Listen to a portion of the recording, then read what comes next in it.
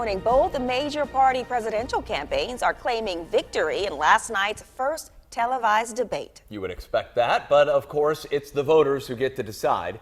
And this morning, there's plenty of reaction to this event that was years in the making. News 2's national correspondent Mark Meredith is live for us at Hofstra University in New York this morning. And Mark, already the candidates are headed to the airport, right?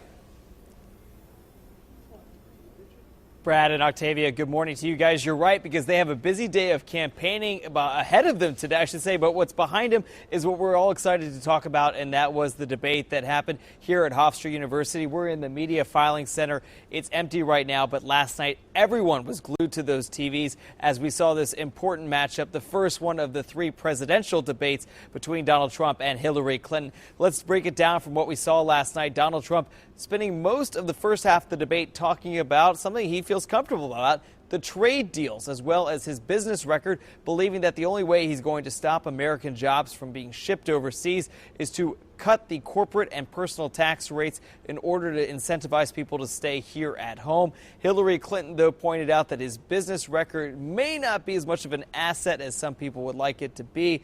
But though there was one very interesting exchange that really pointed to just how nasty and how, well, I should say, pointed this race has become. And it all had to do with records. For Trump, it was emails.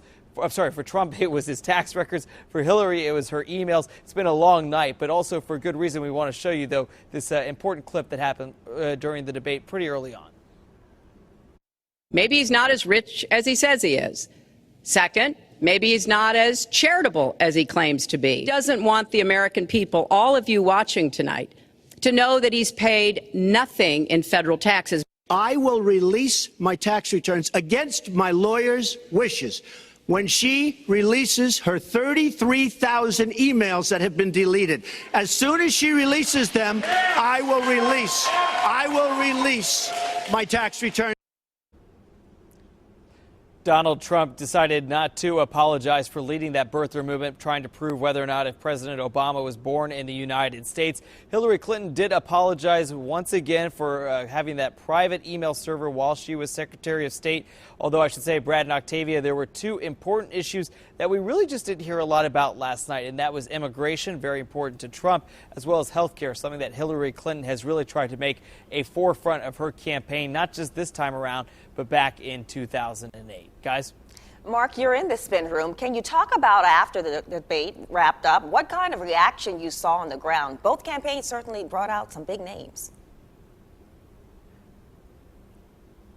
They certainly did, and I think the idea was whether or not they were really going to be able to change any more minds that are out there after watching that 90-minute debate. But what's fascinating about the spin room in 2016 is that spin happens fast. You can tweet a reaction the second you hear something happening on that debate stage. So while we did see some surrogates like Alabama Senator Jeff Sessions, Rudy Giuliani was out here, Omarosa, if you remember The Apprentice from the first season, they were all out here on behalf of Donald Trump. We saw that Hillary Clinton had people like Mark Cuban, his campaign manager. They were all out here last night trying to put a better spin on what we saw, but everybody was interested to hear from the candidates. Brad and Octavia, we still have a long way to go.